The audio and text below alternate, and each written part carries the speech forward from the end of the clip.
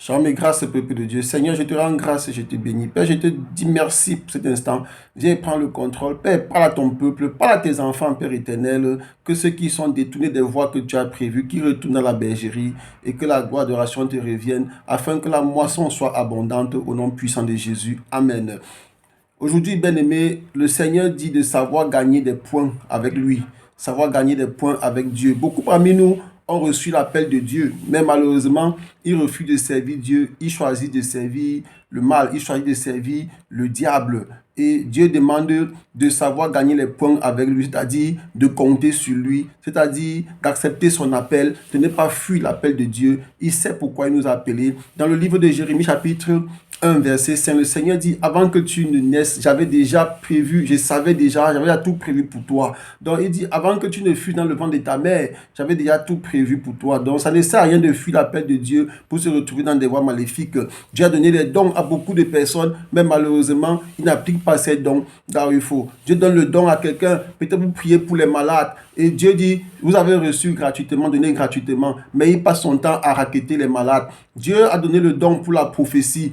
Tu as de libérer les prophéties aux enfants de Dieu simplement, mais certains sont devenus des grands consultants. Il faut les payer $1000, $500 pour les rencontrer. Dieu t'interdit cela, bien-aimé. Et c'est tout ça qui vous pousse à traiter avec les esprits de Satan, parce que quand vous prenez l'argent, ce n'est pas Dieu qui agit, c'est le diable qui va agir en ce moment-là. Dieu a donné le don, par exemple, pour la justice, tu es un juge, mais tu deviens un juge inique, tu pratiques la mauvaise justice.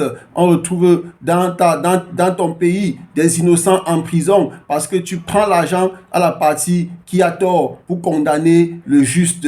Dieu a donné le don, par exemple, pour enseigner. Au lieu d'aller enseigner le matin à 7h30, mais tu te retrouves dans le lycée qui est prévu. Tu te retrouves ailleurs en train de gagner l'argent. Entre-temps, tu es payé pour les enseignements que tu n'as pas délivrés dans le lycée où tu devais normalement enseigner. Et vers 11h, tu viens, tu signes le cahier texte. À midi, tu t'en vas, ainsi de suite. Dieu te punit, bien-aimé. Dieu t'a donné le don, par exemple, pour la médecine. Au lieu de soigner les gens normalement, tu es là, tu passes ton temps dans les hôpitaux tu es entré, à détourner les enfants. Les enfants naissent, on ne les retrouve pas. Il y a des cadavres qu'on ne retrouve pas. Certains cadavres même, quand on veut l'enterrer, on constate que certains organes ont été enlevés parce que tu es devenu un vendeur des organes, des ossements, des organes humains, alors que ce n'est pas pour ça que Dieu t'a appelé. Je t'ai donné le don, par exemple, pour la gestion. Tu es gérant d'une structure, peut-être privée ou administrative. Tu dois recruter des gens pour travailler, mais tu choisis plutôt de recruter ceux qui sont dans les loges maléfiques. Et quand les gens ne veulent pas entrer dans les loges maléfiques comme toi, tu les demandes d'entrer d'abord avant d'avoir le poste.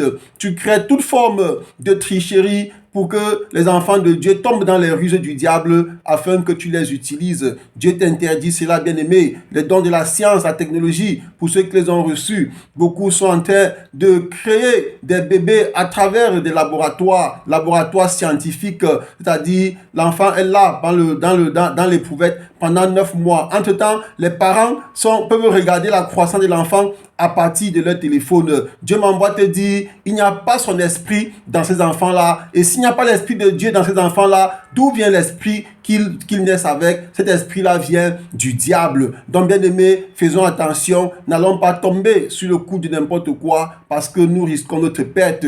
Mettons en pratique les dons que Dieu a donnés pour ce pourquoi il nous a appelés. Tu as reçu le don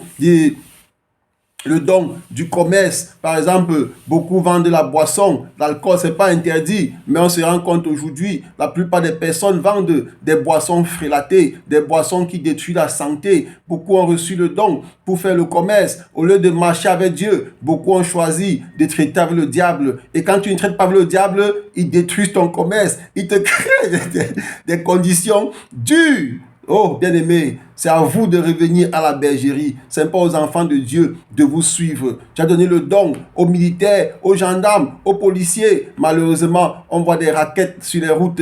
Et quand il raquette ses enfants. Il dit qu'on est jaloux de lui parce que Dieu l'a béni. Qui t'a dit que Dieu bénit comme ça, bien-aimé? Dieu t'a béni. C'était pour que tu mettes l'ordre, que tu fasses ce à quoi il t'a appelé. Mais quand tu commences avec les raquettes, ce n'est pas la bénédiction de Dieu. Si quelqu'un, tu as rendu service à un citoyen, il est content. Laisse-le te donner ce qu'il va te donner. Mais pas que tu dois forcer. Quelqu'un dont les dossiers est complet, tu cherches quoi? Tu cherches d'autres motifs parce que tu veux qu'il dépense l'argent. Tu bloques les gens. Tu paies le temps aux gens à cause de la tenue. Or, c'est le peuple qui te paye. Je prie pour toi, bien-aimé, que tu prennes conscience. Seigneur, je te dis merci parce que tu parles à quelqu'un aujourd'hui. Père, que la gloire et l'adoration te reviennent dans le précieux nom de Jésus. Amen.